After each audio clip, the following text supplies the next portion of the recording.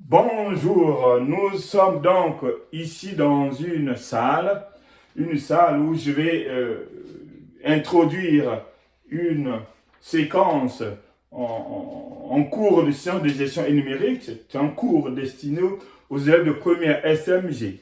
Voilà. C'est un cours introductif en ce sens que les sciences, au début d'année, les sciences des organisations, dans le programme même de les sciences de gestion, commence par présenter les organisations. C'est quoi les organisations? C'est une question très très vaste, très très large et très complexe. Alors, en première SMG, on ne peut pas aborder la complexité des organisations telle qu'on le ferait en cycle universitaire et en master notamment. Mais ici, en tout cas, pour introduire la leçon sur les organisations, il faut simplement dire que toute une vie, chaque vie, en tout cas, une vie qui se veut organisée, qui se veut formelle, doit épouser des règles. Épouser des règles. Et donc, ces règles sont édictées par les organisations. Alors, on pourra poser la question avant de commencer précisément à définir, à identifier les principales organisations. On va essayer de définir ce que c'est qu'une organisation. Tout au moins, la présenter comment peut-on l'appréhender. Une organisation, c'est d'abord les ressources. C'est d'abord les ressources. Une organisation, c'est ensuite les compétences. Et puis, une organisation, c'est ensuite les objectifs. Voilà, si on peut, de manière un peu simplifiée, ramasser, présenter une organisation. Autrement dit, c'est un groupement d'individus qui s'additionnent, qui s'organisent, qui se retrouvent pour créer en vue de viser ce nombre d'objectifs. Viser des objectifs. Alors, donc, en fonction du type d'organisation, les objectifs ne sont pas les mêmes. Les buts ne sont pas les mêmes. Généralement, pour l'introduction de cette leçon, généralement, on distingue trois types d'organisations. Les organisations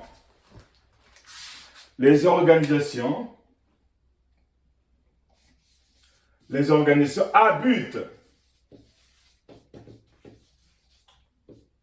À but lucratif. Ce qu'on appelle communément les entreprises privées.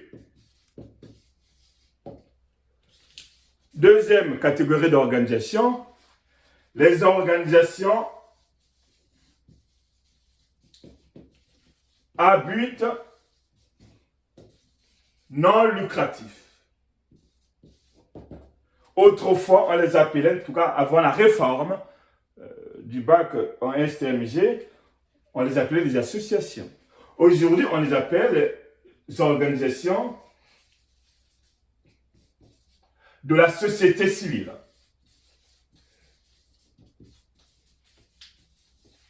Les OSC.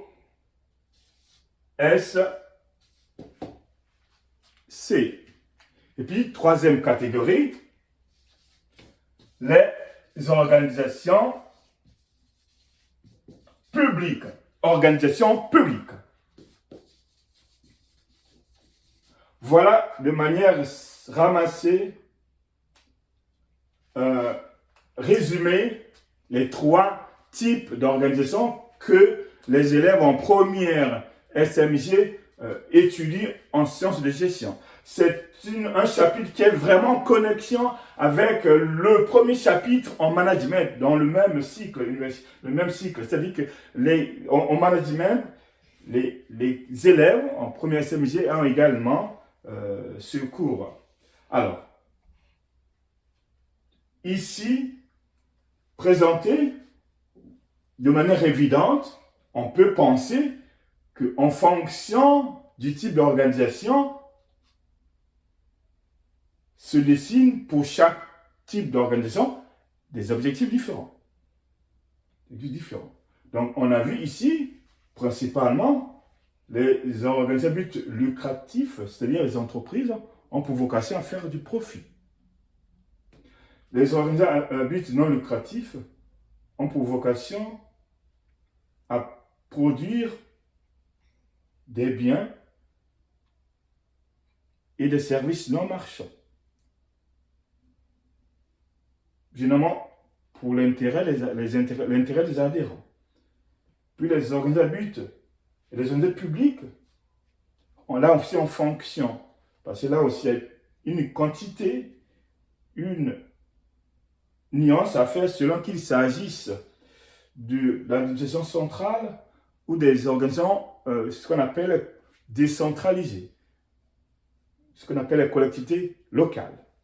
Alors, je vais donc donner la parole à une ou un des élèves pour essayer de me poser 2 ou 3 questions. À vous, chers élèves. Monsieur, pourquoi les organisations sont si différentes? Quelles sont les principales différences entre les 3 types d'organisations que vous avez évoquées?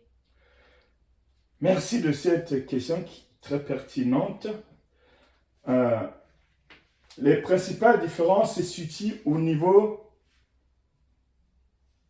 de la nature même des organisations. Ce n'est pas du tout la même organisation. Ensuite, à mon avis, la deuxième principale différence, c'est au niveau de la propriété. De la propriété. À qui appartiennent ces organisations.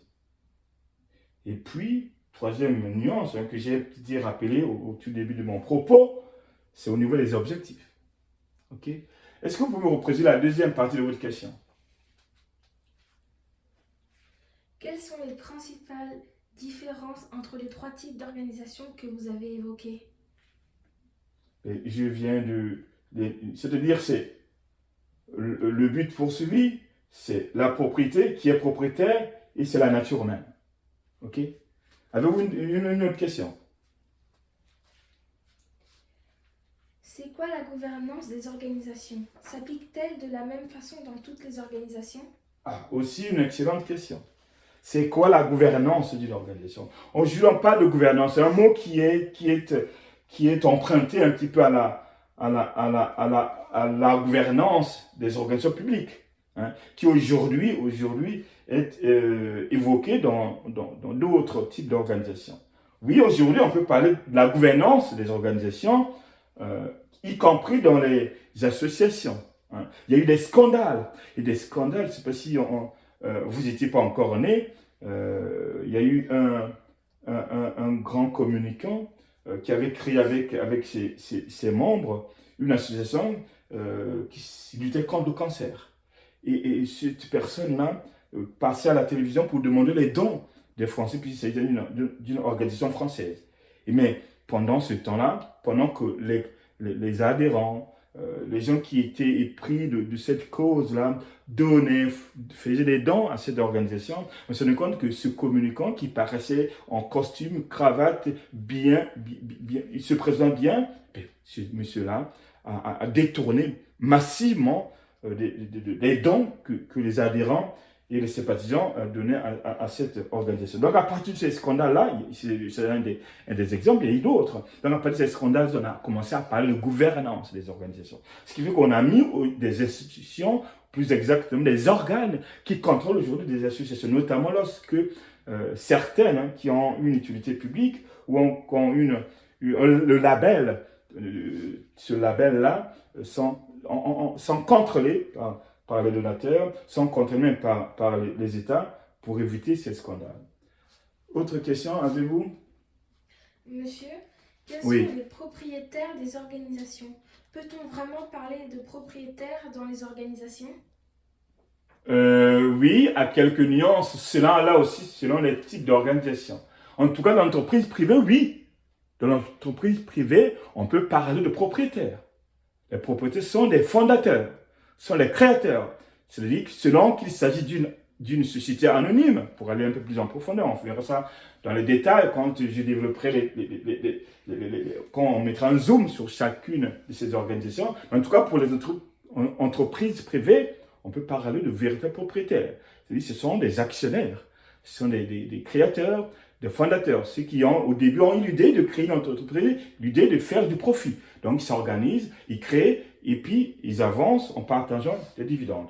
Pour les organisations publiques, en effet, on peut aussi parler de propriétaires, puisque en principe, ce sont des organisations qui appartiennent en fonction là aussi des degrés de la nature des organisations, soit à l'État, c'est l'État qui est vraiment le propriétaire d'une entreprise publique. On a vu par le passé, avant qu'en France on puisse aller vers la libéralisation de l'économie, il y avait des grandes entreprises publiques qui appartenaient à l'État. C'est-à-dire que le capital, la majorité du capital appartenait à l'État. Donc l'État était vraiment le propriétaire de ces organisations publiques. Maintenant, pour d'autres types d'organisations publiques, il y a une petite nuance, parce qu'on distingue souvent, là aussi il faut aller vraiment dans les détails pour pouvoir bien comprendre la nuance, on distingue souvent les EPIC. EPIC, qui sont les établissements publics, industriels et commerciaux. Ces établissements-là, autrefois, étaient des entreprises publiques qui aujourd'hui sont de moins en moins présentes dans le tissu économique français. Bon, pour ces entreprises-là, l'État est propriétaire. Mais pour les EPA, établissements publics administratifs, tels que Pôle emploi, c'est très difficile de parler de propriétaire. Oui, ça appartient à la collectivité nationale. Et puis, ce sont les impôts qui paient les fonctionnaires qui travaillent dedans. Comme les ETS. ETS, c'est les établissements publics de santé. C'est la collectivité, en gros, c'est l'État qui en est propriétaire. Bon, sauf pour les cliniques privées, ça, ce sont les actionnaires, hein, les gens qui ont créé ces cliniques privées qui sont des propriétaires. Maintenant, pour terminer, il y a des associations, ce qu'on appelle les organisations de la société civile. Elles aussi, on peut parler de propriété dans ces organisations-là. Puisque pour fonder ces organisations-là, il faut d'abord des fondateurs, mais qui n'ont pas la vocation de faire des profits. Eux, ils fondent leur organisation parce qu'ils estiment avoir une cause à défendre. Par exemple, Médecins sans frontières, c'est une organisation de la société civile. Les Restos du Cœur, c'est une organisation de la société civile. On peut donc citer d'autres exemples. Donc, pour ces organisations-là, les propriétaires sont les fondateurs, c'est-à-dire les créateurs, ceux qui ont 2 ou 3. Connaissez-vous le fondateur, un des fondateurs des Restos du Cœur? Oui. Comment se nommait-il? Coluche. Monsieur Michel Coluche. Et en effet, c'est lui qui a eu l'idée de pouvoir créer les Restos du Cœur qui aujourd'hui ont une renommée internationale. Puis bon, il y a même des Restos du Cœur au niveau de la Belgique. Donc, oui, en effet, on peut parler de propriété dans les organisations de manière générale, mais avec quand même des nuances. Voilà ainsi se termine cette introduction au premier chapitre du cours de premier SMG en sciences de gestion et numérique pour la mise en bouche de cette matière ô combien importante pour cette section lorsqu'elle va, pour les élèves, lorsqu'ils vont commencer à la fin de l'année, décider qui va aller en mercatique, qui va aller en GF et qui va aller en SIG ou qui va aller encore en ressources humaines. Voilà.